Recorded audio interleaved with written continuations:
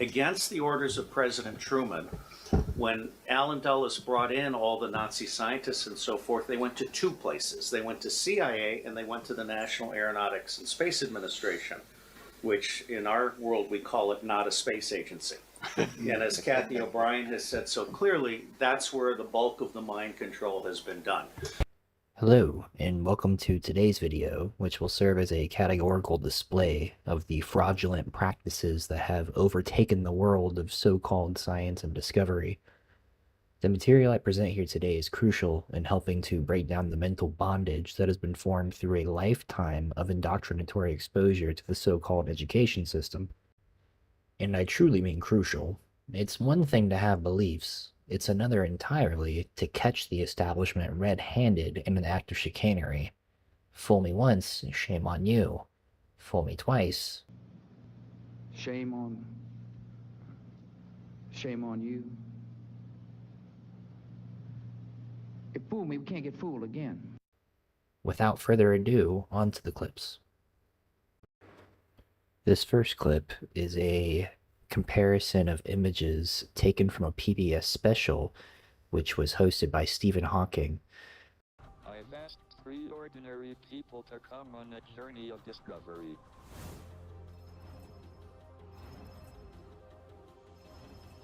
Wherein a test was supposedly conducted over a 6-mile stretch of water that purported to show the curvature of the Earth by way of a helicopter descending below the horizon with a camera viewing it from 6 miles distant. Upon a closer analysis of this clip, however, we find that the clip itself has a much different story to tell. The two still images I took out of the PBS special there, bring them in here, and they can tint one of them.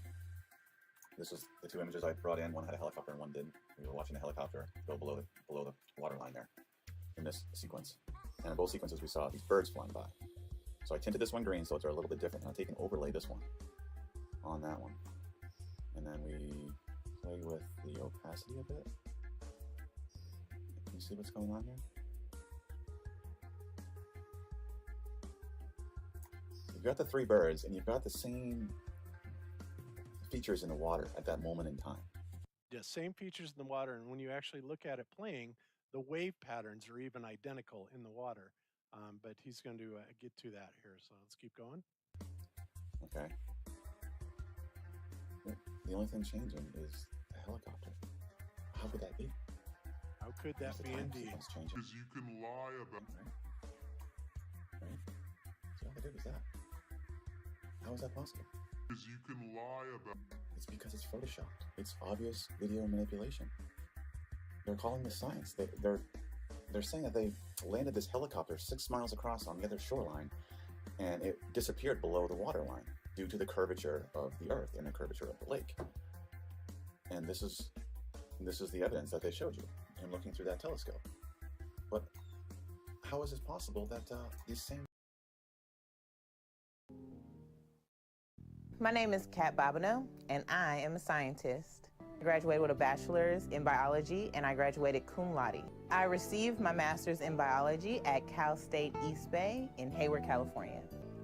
You can check me out on television with a cat nose, on YouTube with In the Know with Kat Bobineau, and at my website, katbobineau.com. I'm Kat Bobineau, and I am a scientist. I've asked 3 ordinary people to come on a journey of discovery.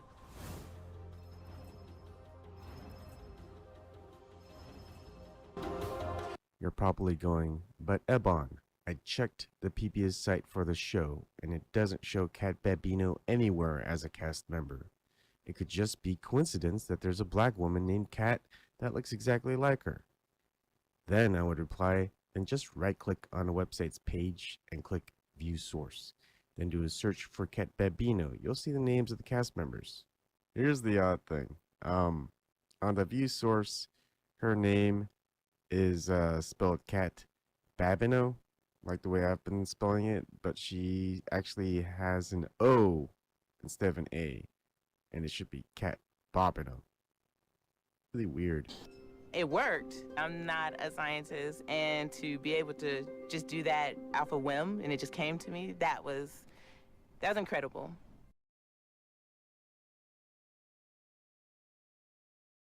My name is Kat Bobineau, and I am a scientist.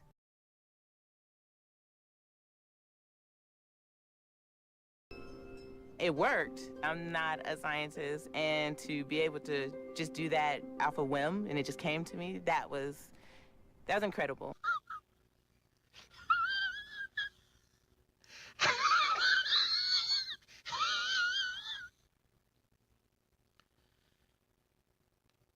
Mr. Conrad, you, my friend, are being audited.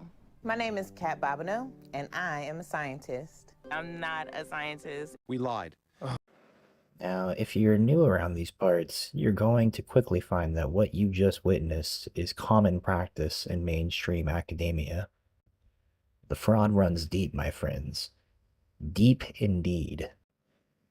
It is just how deep the fraud runs that keeps most people in a state of cognitive dissonance, unable to grasp what most of us try to share with them, which is that they are blatantly being lied to. So this next clip is going to be in reference to the so-called Antarctic sun phenomena, where for 24 hours near the supposed South Pole on a globe model, at a certain time of the year, the sun can supposedly be seen for 24 hours straight. If you're not familiar with an FE model, that's fine.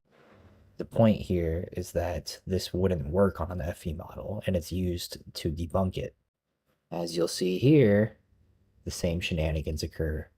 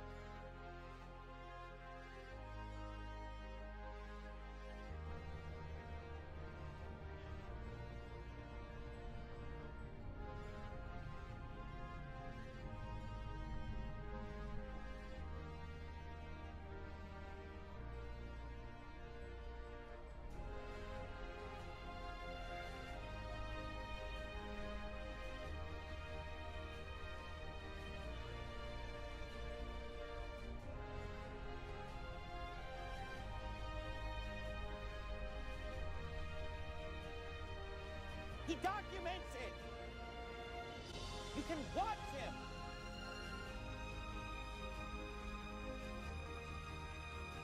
him. Why has nobody been to the moon in such a long time? That's not an 8-year-old's question. That's my question. I want to know, but I think I know. Because we didn't go there, and that's the way it happened. But we destroyed that technology. And if it didn't happen, it's nice to know why it didn't happen, so in the future, if we want to keep doing something, we need to know why something stopped in the past that we wanted to keep it going. We must solve these challenges. The problem is we don't have the technology to...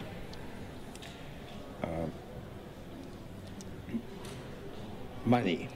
I'd go to the moon in a nanosecond. The problem is we don't have the technology to do that anymore. We used to, but we destroyed that technology, and it's a painful process to build it back again. The problem is we destroyed that technology. We must solve these challenges before we send people through this region of space. The problem is we don't have the technology to do that anymore. When you said that just now, did it sound stupid to you? Kind of. So again, this is Apollo 8. Look up here, Apollo 8 Earthrise. And you'll see that little diamond pattern, the little swirl, and the little arc over the diamond pattern. And it's exactly the same picture here. That's from the surface, which is obviously a mission that claimed to have walked on the moon. Here's one where they claimed it took place, a year earlier. And we see the exact same cloud pattern, the same diamond, the same swirl, the same little arc over there. So it's obviously a picture composite. This is a composite, a fake picture of an Apollo mission. Now, if NASA claims, well, they simply composited it, deliberately, just to have a picture of the flag and the Earth together, well, then that is them admitting that they doctor Apollo pictures. It was much too complicated for them to pull off. That's why they never showed the Earth in a picture. And when they finally did, it was so far away and such a tiny dot, you can't even tell what cloud pattern is up there. But because I brought this fact up, NASA apparently constructed this picture here, which in an email they admitted was a composite. Now, they said in the email it was from 2 separate Apollo 11 pictures. Well, they got that wrong because obviously it's from Apollo 8. Here is the Apollo 8, image Apollo 8. And then, of course, here is the flag picture from Apollo 11. So they didn't even know what mission it was from. The test is starting right now. At first, all the stripes are clearly visible. But sure enough, as the boat reaches the horizon, the stripes begin to disappear one by one. And you see that the red stripe that was at the bottom has completely disappeared, and it's now getting closer to sort of the middle green stripe that is. So we've lost about 1.5 stripes. Right. So this can only happen why? Because of the curvature of the Earth. Curvature of the Earth.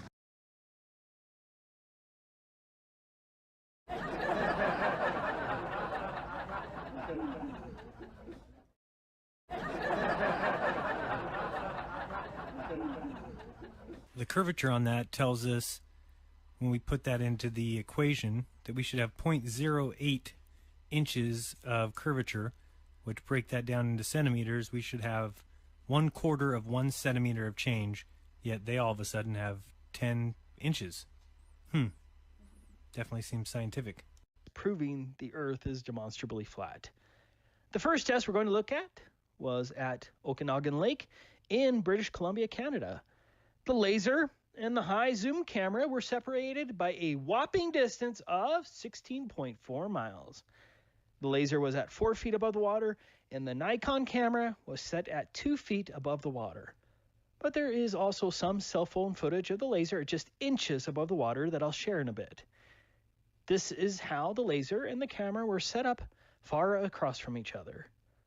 I have the coordinates for the laser and the camera listed here, and the distance between the 2 points was 16.42 miles.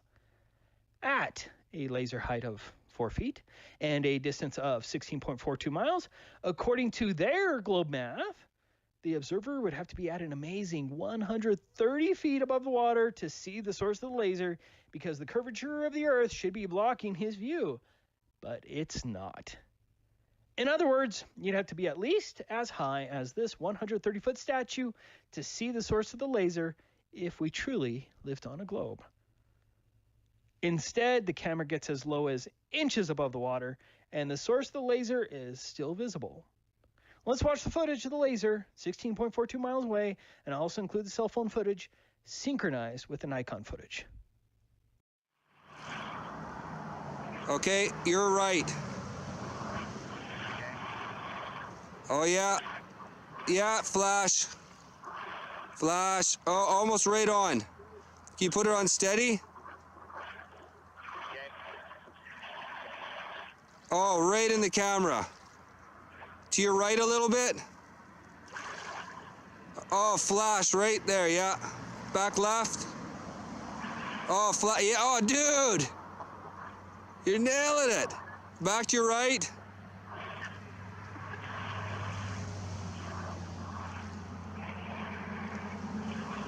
Okay, to your left. You're coming around. Left, left, left. Here it comes. Down a bit. Boom. Can you keep it there? Yeah, I'll leave it there. So how high are you off the water? 4 feet. Yeah, I'm 2.5 feet here. So can you keep playing around? Like I can see the laser, just see if you can get it back and forth and get it right in my camera. Oh, yeah, there. I gotta see how low I can get the cell phone down on the ground. See how I can see. Yeah.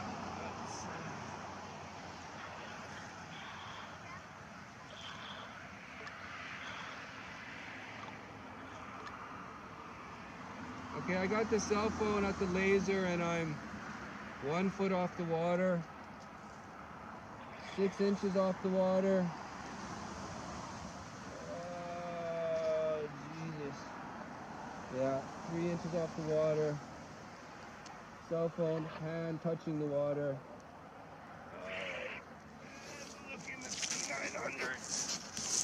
Now I'm going to show you evidence through sunsets that shows the sun light following the sun over the horizon, and it shrinks as it goes over. Now there's no way it would do that if the sun is 93 million miles away. Okay, first I'm going to show you some footage from the ISS.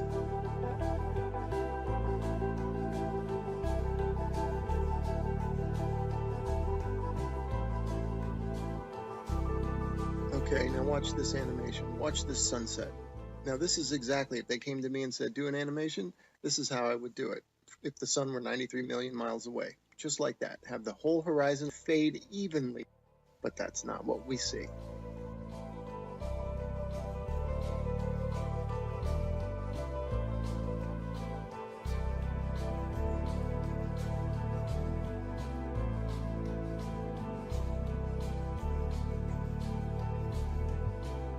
Okay, wow, look at that.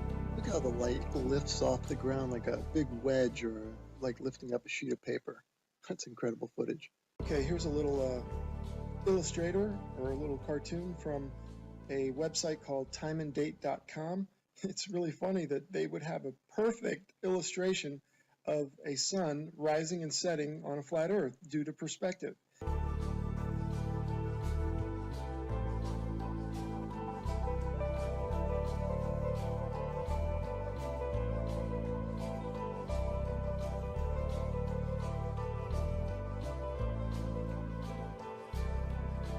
Okay, these next 3 slides, the sun is almost set already behind the horizon, but watch as the sunlight shrinks and follows the sun. It's definitely a locally illuminating sun, not far away, not very big, and definitely not 93 million miles away.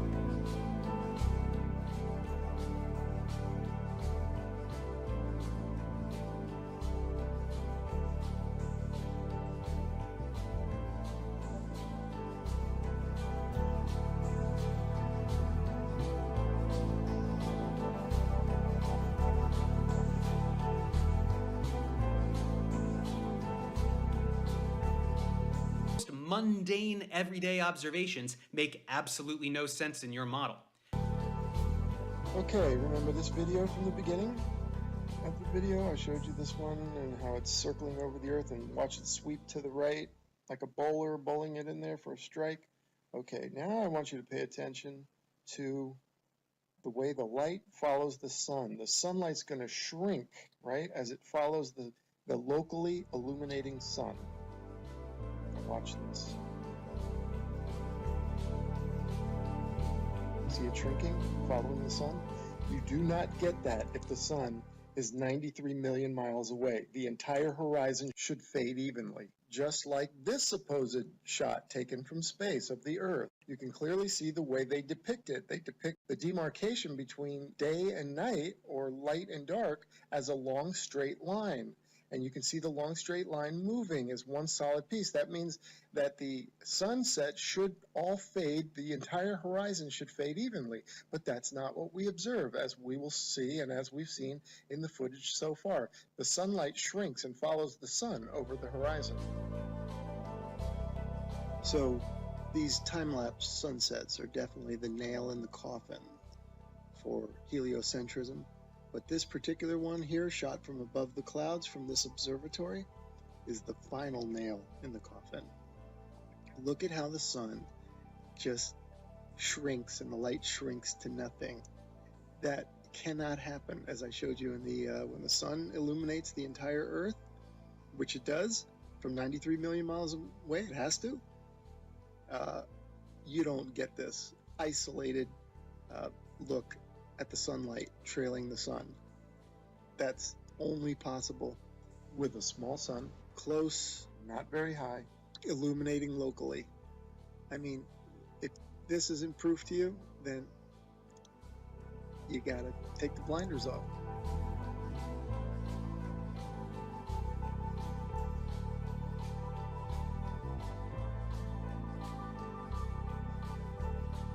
It's that there are like Lego bricks from which everything in the world is constructed.